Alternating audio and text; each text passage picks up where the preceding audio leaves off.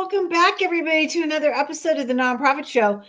You know, as Wendy F. Adams, CFRE, my intrepid co-host this morning said, this is like old home week because we have one of our favorites of all time, Steven Shattuck, back with you, with us. Welcome, my friend. Hey, thanks for having me. I love it.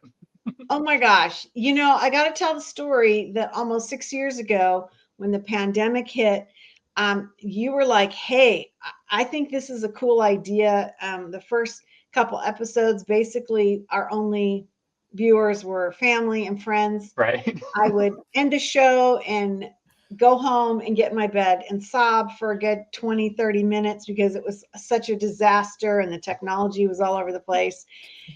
And the world was coming to an end. I mean, it was like pretty much a pity party for several weeks. And then we met you and you were like, let's do this. And it was just super cool. So that's having said all that. Steven Shattuck, Director of Engagement. And what an engaged human being you are with Capital Campaign Pro. We're going to be talking about Capital Campaign Insider Tips. And I love this conversation, Wendy and Steven, because I feel like so many folks just put the brakes on during the pandemic and then they haven't really gotten back into it. You know, there's still a lot of fear. And so I'm really interested in hearing about what you see and what you think we can move forward with. Moving forward with the Nonprofit Show has only been made possible by these amazing partners, and they come to us from all over the country. Bloomerang, which Steven Shattuck brought us Bloomerang. Yay, Bloomerang. Super cool. American Nonprofit Academy, Staffing Boutique, JMT Consulting, Fundraisers Friday, Your Part-Time Controller, Third Sector Company, and Clear Impact. Again, I'm Julia C. Patrick, CEO of the American Nonprofit Academy, joined today by the amazing Wendy F. Adams, CFRE, from Cultivate from Good for Good. Thank you, my friend, for being here. What a pleasure. It's going to be a lot of fun. Hey, Steven Shattuck, we've talked about this amazing relationship that the Nonprofit Show has had with you over the years. You're, as the Director of Engagement for Capital Campaign Pro, you have a lot of knowledge, but I want to call out one thing. One of my favorite books of all time deals with the nonprofit sector is a book you wrote. It's kind of at the dawn of the pandemic, right? Yeah. It was designed to go on I was going to go on a book tour, right? Mm-hmm. As one does, but that did not happen because it came out in January of 2020, I think it was, which awesome timing by me, but it's okay. Yeah. Tell us about your book, because I think it's incredibly relevant. We were talking in the green room. This might be a time for an update, but I feel like you were on a trajectory of what's going on.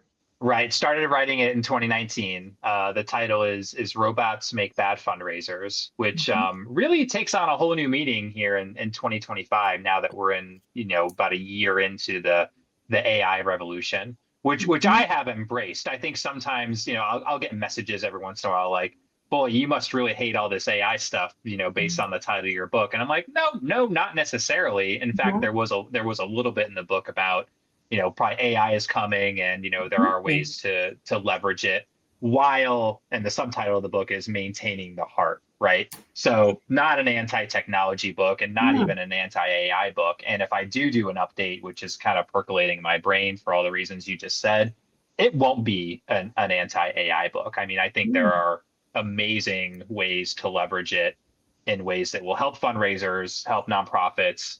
But at the core of the book, either certainly in the current version, but in the next version will be, humans give to humans, and you can't outsource the robots, but the robots can help you, right? Well, screening can help you find the best people to reach out to, and your database, like Bloomerang, can give you amazing insights to guide your efforts. But as long as you are doing the efforts, you're in good shape, right? Check that out if you haven't heard of it or read it. But yeah, I think there may be a little update coming just because of this all this AI stuff that really nobody could have totally predicted how fast it came. No, but I think Steven, I love the authenticity, like you're saying. humans still at the core. Yeah. Look at the resources that we have. I love it. Yeah.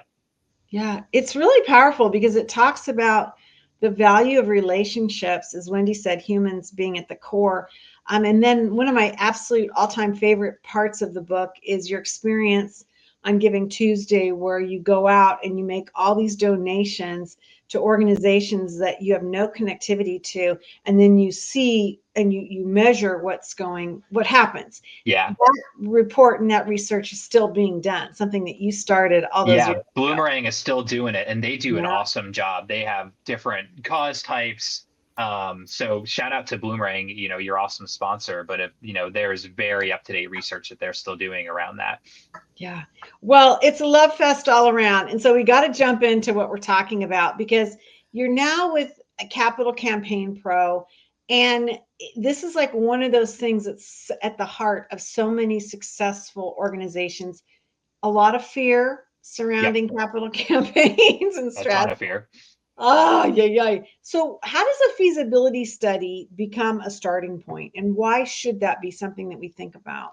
Yeah, and I think a lot of that fear is warranted, right? And people we talk to come in a little nervous, and rightly so. It's a big deal. They may be embarking on a huge increase over their annual fund, raised all at once, over a couple of years.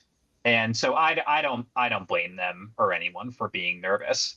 But one thing we've talked about on Reese episodes is we've been conducting research into this. We do a benchmark study every year, because we want to allay those fears, but with hard data. And feasibility studies is a big sort of aspect of a campaign that we asked a lot of questions about. Our benchmark study is now analyzes about 500 unique campaigns in the US and Canada. And feasibility studies play a big part in many of those. Not everyone does a feasibility study. I mean, there are kind of good reasons why you may not need one. In fact, just yesterday, I was talking to an organization that has sort of an ongoing major donor roundtable on a monthly basis, where they sort of socialize a lot of ideas, and we'll keep doing that, but then start to socialize the campaign ideas, which is great. So they may not need sort of the formal study, but I'm pro feasibility study. Probably won't shock you to hear that, given that I work at a capital campaign agency that provides that service, right? So not a huge shocker, but I've kind of got the data to back that up, right? So we looked at those campaigns, and one question we asked was, what were some of the other benefits to your campaign besides just the dollars raised? And people said a lot of different things, like, oh, our major donor relationships are stronger, or we instituted more internal systems, or our staff feels like they're better equipped to ask for donations. So lots of interesting benefits. And one thing I did is I looked at those answers and cross-referenced by, did they do a study or not? And among the people who did do a study, they outperformed in all those areas. And it makes sense, because in a feasibility study, you are ostensibly talking to major donors. So not a huge surprise that those relationships are strengthened because of that. And, you're practicing talking to people one-on-one. So, your staff members are going to feel like they've gotten better at that. So there are a lot of ancillary benefits to doing it. But besides that, you're just going to come out of the process having a better idea of what you can raise, because that's what you're doing. You're testing the goal, you're testing the case for support. And one very interesting thing that we found, and there's not a bad outcome necessarily, but there was about a perfect even split, 1/3, 1/3, 1/3 amongst people who did a study. Their goal went up, their goal went down, or their goal stayed the same. And all of those outcomes are good because they're more realistic. But it was interesting. It was almost an exact 1/3 split between the three of them. So you're going to come out just better armed of what is feasible, right, in terms of what you can raise. And I'm not a big fan of the naming. I think we name weird things weird ways in the nonprofit sector. It's like plan giving, like all giving is planned usually, right? So why do we call it that? And feasibility studies, somebody will come in and say, well, we're thinking about a campaign, and I'll say, well, have you thought about a feasibility study? And they'll say, oh, our campaign is feasible, we're going to do our study. It's like, I don't blame them, because it's a dumb name, right? you're going to do the campaign. The feasibility is confirming, is our goal correct based on what we can raise? What's the reaction to the case for support? And I think the real answer to your question, Julia, is you're talking to major donors, potential major donors. You're kickstarting the solicitation process. That's why it's a good first step, especially if you do the interviews versus maybe an outside consultant, which is a little bit of a controversial take on our part. But that's also something that is shifting according to our research. Right now, it's another even third split. About a third of the campaigns, they are doing the interviews, the staff members. Another third of them, there's an outside consultant, which has kind of been the traditional model. Right. And then the final third is some combination. Maybe both of them are in there. And that's shifting. I think if we had been around 10 years ago, I think it'd probably be in the single-digit percentages amongst the people who are doing the interviews. But that seems to be changing as people are realizing, gosh, this is a great opportunity for FaceTime. Why farm it out? So that's another interesting thing that's sort of shifting as we've been studying this over the last few years. Wendy, it's such an interesting thing because think about, we talk about this all the time. How do we get in front of our donors? How do we get in front of our community leaders? How do we get to express our passion and build those passengers on the train? And when we farm that out to somebody else, it's just not as effective. Yeah, and we're talking about bringing all the stakeholders into one place, right? We're beating the bushes. How do we get them to be connected? Well, we said it right up front, Steven. You said it's fearful. Well, the feasibility study is an answer to that fear because now we've got knowledge, right? And so because the unknown is where the scary space is. Yes. So I think it just makes so much sense to be able to walk that out. I wouldn't disagree. The naming, the nomenclature things are just interesting and puts people off at points in time. But I love the way that you spoke that out. And Julia, to your point, now we have an opportunity that's not forced for each of these stakeholders to be a part of the process. Right. It's really an interesting thing. Well, that kind of leads us into this next aspect, and that is a campaign consultant truly necessary?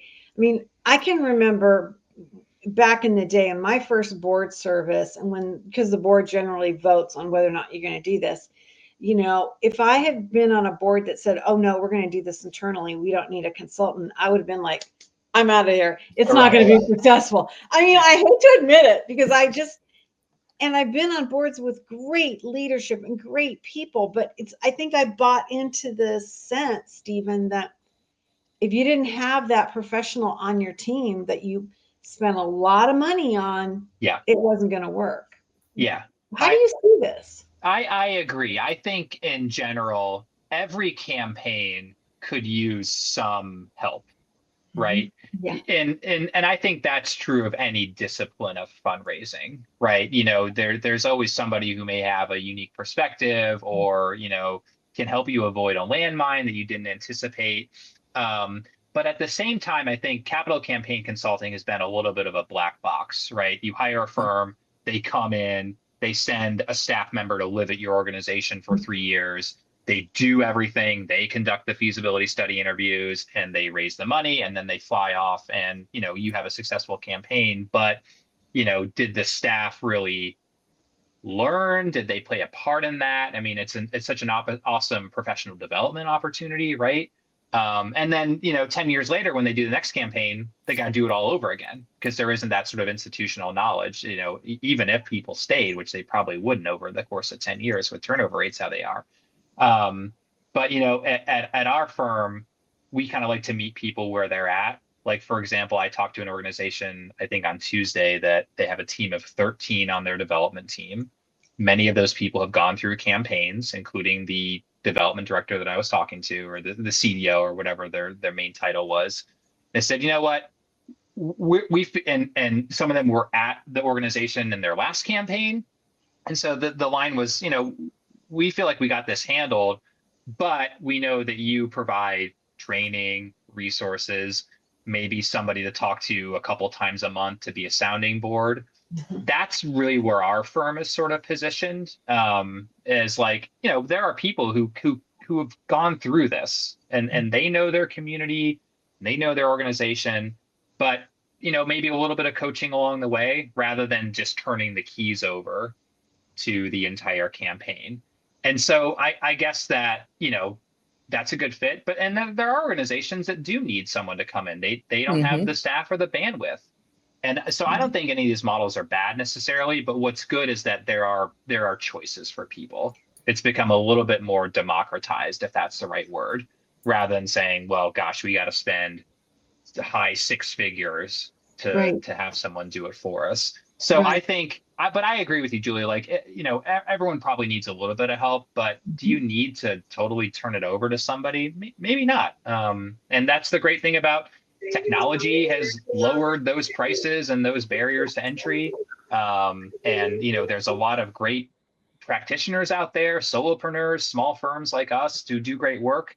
And so there's a lot of help out there. I don't think any nonprofit should feel like they can't maybe afford or have access to something, because there's so much good stuff out there. But get some help, because capital campaigns, there kind of is a playbook. I think that's maybe one area where it is a little different than other disciplines of fundraising. That if you kind of follow this general roadmap that mostly every organization does, regardless of their cause type or their campaign goal, having that steady hand, I think, will be useful.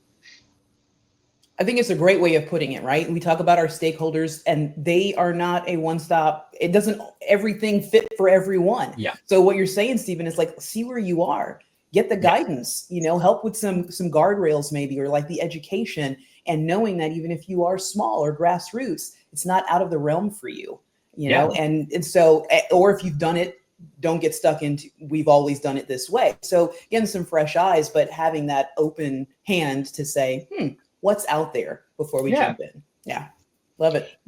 I think what's interesting too about this conversation is, if we'd had this conversation, as you said, like 10 years ago, there would have been this thought that if you weren't somebody seated in the community, you could never do this. For sure. And it's like literally somebody that's in a certain part of your community versus this opened world where we can get this advice and we can get into, a different mojo. Before we move on to our next question, you actually have, and these are my words, not your words, but like thought leadership groups, right? Where folks that are involved in this process, they might be in completely different parts of the country and regions dealing with different things, but they can come together in a cohort. What does that look like? Yeah, I'm glad you said that, because that came to mind when Wendy was talking a second ago, that like a consultant doesn't have to be the only modality that you get help from. There are hundreds, if not thousands, of organizations in this country and in the US and Canada and elsewhere that are going through a capital campaign. And many of them may look exactly like you. They're an animal shelter, they're in another city or state, but they're raising a building to, hold all the dogs and cats that need help. That is something we definitely encourage people to reach out and network. If there could be a capital campaign affinity group, right? Maybe that's the thing to call it. And we do that at our firm. We have about 100 clients under advisement at any given time. We're a smaller firm, but we bring them all together on a weekly basis for exactly the reason you said, Julia, because you can hear from your consultant or your expert and get good stuff for them for sure. But gosh, the ability to say, oh, you're a YMCA, you're a year ahead of me. How did you deal with this weird issue we're having? Right. And so that when sometimes I sit in on those, they're on Wednesdays and they're just like magical conversations. Yeah. But you don't need us to do that. We certainly, make that happen for our clients. But if you're thinking of a capital campaign, I think Wendy's right on, right? Reach out to other organizations like yours. And I think it would probably be more useful, to find another animal shelter across the country than some random nonprofit in your city. Right. Although I wouldn't, say that's bad either. But, organizations like yours, and you're going to get some good advice and be able to avoid landmines, like I said before. Those are empowering conversations. Yeah, absolutely. Empowering. Yeah. Yeah. And, now more than ever, we got to stick together. So, it's not a Absolutely. good time to be isolated, but yeah. No, it's really an interesting thing. Well, let's move on to our next question. And this is like the big thing that I'm really interested in is what are the types of resources that capital campaigns use? Because I feel like a lot of it's, well, I know a bunch of rich people. Right.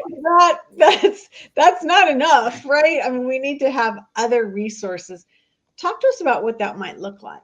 Yeah, it's not a bunch of rich strangers, and it's also not the board. That's another thing we run into. Like, I'll have people Mhm. come to us and say, well, we have a grassroots board. We don't have a bunch of wealthy people on our board. Can we do a campaign? Because they come in thinking that the board is generating 80% of the funding because they're all wealthy. It's like, no, that's not the case. It's usually about 15% comes from the Okay, board, which is a interesting. really good benchmark that I'm glad we're putting out there because, again, it can allay that myth.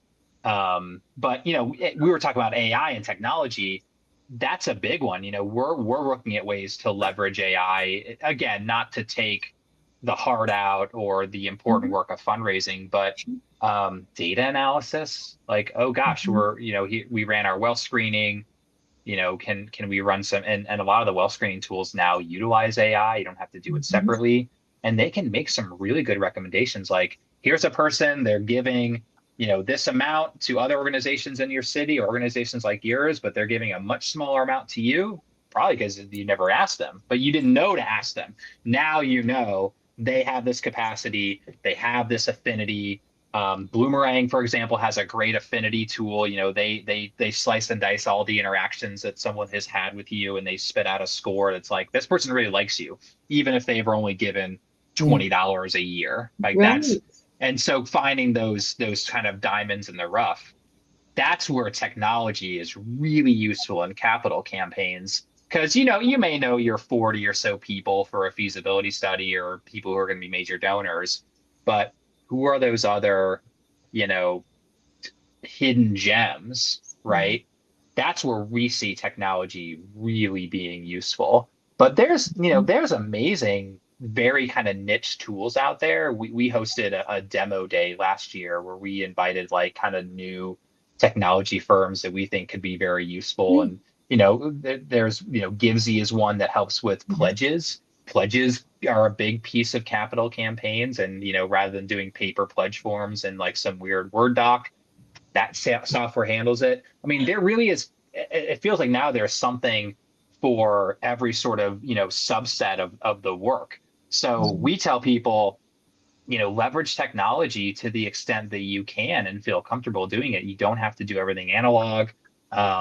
But besides technology, the peer networking that we talked about is really valuable in capital campaigns. Training, getting your board trained, Yeah. solicitation trainings. It's capital campaigns are like a sneaky good opportunity for professional development that doesn't come along. You may work your entire career as a fundraiser, never go through a capital campaign just Yeah. because of the timing of where you work. Mhm. But if you have one, gosh, you are going to level up your abilities. And, if you stay at that organization, they're really going to benefit from that. But, it can also be a way to maybe go up a level, maybe go from development director to CDO or chief advancement officer or whatever. But the training is something that I think organizations should be proactive in seeking out, and Mhm. many capital campaign consulting firms weave in training because they have to, right? They can't just, it's not going to happen by osmosis, right? Um, Right. but And board members is a big one to train up. Stephen, everything you're touching on, I just keep hearing the word sustainability, right? So Yes. doing what all of those pieces brings to the highlight, to the forefront, this is going to mean that this is sustainable, right? You Yeah. say a professional may in their career not touch one of these, but when you do, Yeah. you're touching every aspect of, and doing it well says this is going to take us to the Yeah. next level. And that's what I'm hearing. And that's to be Yeah. celebrated. And do the next campaign yourself. Yeah. We tell Yeah. our clients, like, you're not going to need us for the next one, which is Right. maybe not a great business model, but we don't really care. But that I think that's true of most people. Like, they go through it. It's like, oh, that was hard, but it wasn't like as scary as I thought. I can do that next time, no matter where I work. And I think it's that's a what's phenomenal. awesome. I think that's a Yeah. phenomenal model, because then they're going to refer you out. I mean, hey, you can do this. I hope so. Yeah. Yeah. You know, it's such an interesting thing. And as we wind up our time with you today, which I'm bummed that we're almost out of time, I got to ask this question. How do we know when we've been successful, and what's the probability of this? Because you said something really crazy that I hadn't really thought about, and that was you could spend your whole career as a professional fundraiser and never be involved directly with this. Yeah. And I was like, wow, yeah, I was like, yeah, that's true. I can imagine a lot of people are like, oh yeah, I can't hang around for that too. I gotta exit. Yeah, I don't blame them. It's hard. Yeah, because it's hard. So what does this look like, and what should we be looking at? Well, we ask people, were you satisfied? So I'll say satisfied instead of success, because I think Okay. people define success differently, but the satisfaction rate was 96%. So of the people, and I was a little surprised because, sometimes campaigns fail. I don't want to be Pollyannish about it. There's going to be a lot of things, turnover, inflation, blowing up a project or whatever, the construction prices just made it untenable. That happened for sure. But still, it was 96%. And I don't have a reason to believe that people who didn't have successful campaigns just didn't, enter our orbit.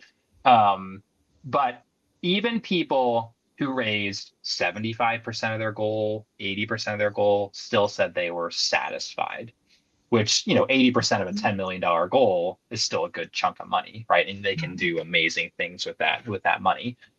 So I think that if you stick it out, most people come out the other end because they raised a good chunk of money, even if it wasn't exactly everything we wanted. And everything you said about sustainability, Wendy, and professional development, it's like, wow, that was, strengthening major donor relationships. There's so many other ancillary benefits that I think contribute to that high amount of a satisfaction rate, even if 100% of the goal wasn't always reached. Yeah, really interesting. I had never thought until this conversation about the intersection between elevating the skill set of your staff with this different approach. And that to me, wow, that's just like an amazing benefit that we're not addressing, right? We're not adding that into the equation. I think it may be the best benefit, because you think about the turnover issue we have in the sector. Yes. And so my sort of soapbox is, if you're in leadership in an organization, you've just finished up a capital campaign, recognize you invested in your people and skilled them up, but retain them. We talk about donor retention, but staff retention is just as important. Keep them around, because them being at the organization on through, cultivating those major donors post-campaign, getting pledges in the door, stewardship, they're going to be really invaluable. But make it worth their while, right? To keep them, give them a reason to stay. And part of it is, that ongoing training that they received and maybe will continue to receive if that's, part of the culture of your organization. Yeah. Now we've just addressed career development, right? Yes, exactly. Right. Such an interesting conversation. And I love that we're having it now, because I do feel, Wendy, you and I have talked about this off camera, things are opening up. People are like, okay, we're through this, we pause mentality, right? We're leaning in, we're moving forward. And so these are the conversations we need to have, right? Because I know so many organizations in my community, and I'm sure the both of you know this from your communities, is that people that were just getting ready to launch, or because it was 2020 and it kind of had a magical marketing number, put the brakes on. Yeah. And have they're regretting it. Yeah. So, I mean, really interesting. Well, Steven Shattuck, wow, one of my faves of all time. I'm just so excited that you're still in our sector, sharing your wisdom, your knowledge, and bringing us all up. I think it's just amazing. Steven Shattuck, Director of Engagement, Capital Campaign Pro. Check out capitalcampaignpro.com. They have really an interesting, almost like 3-track system where they talk about the different components of a capital campaign, whether you're looking at their product or not. I just think it's an amazing information about what it can look like, what it should look like, and to reduce a Thank lot you. of fear. Yeah. Well, It's shout out cool. to you guys. We what 1,200 episodes every day without fail. That's pretty amazing. You know, when you say it like that, I'm like, whew, I'm That's a tired. lot. You should be. Take a nap. Stephen, this has leveled up each of us today. Yeah. And I know our Good. viewers feel the same way. So thank you so much. No problem. Yeah, it's been a lot of fun. We'll get you back on to get more of your wisdom. I have missed it. Hey, you know, we have amazing corporate partners that work with us day in and day out. They include Bloomerang, American Nonprofit Academy, Staffing Boutique, JMT Consulting, Fundraisers Friday, Your Part-Time Controller, Third Sector Company, and Clear Impact. These are the folks that join us day in and day out. Most of these folks have been with us since day one. 1,200 episodes ago. So they've been with us and continue to support us as we navigate the nonprofit sector. We end each and every episode with this mantra and this wish and this point of clarification. And it goes like this: to stay well so you can do well. Thanks, everybody.